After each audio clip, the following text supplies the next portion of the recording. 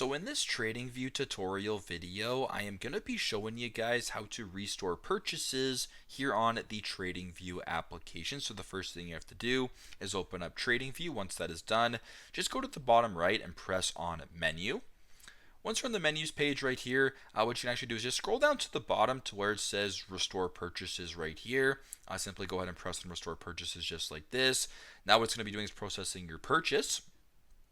So if you made any purchases, for example, it's going to be restoring them right here. Now in my case, I actually did not make a purchase, so there's nothing to really restore right here through the app. So what I'll actually do is I'll just let this play itself out, and it's going to do its thing. But if you did, for whatever reason, so as you can tell, yeah, no purchases to restore. We tried to restore your purchases, but couldn't find any. I'll press on close right here. But if you did for whatever reason, that is how you guys can restore that. But just pressing on this right here, and it'll go ahead and do that. So super simple, super straightforward. But that is how to restore purchases here on TradingView. Thanks again for watching, and I hope this video helps.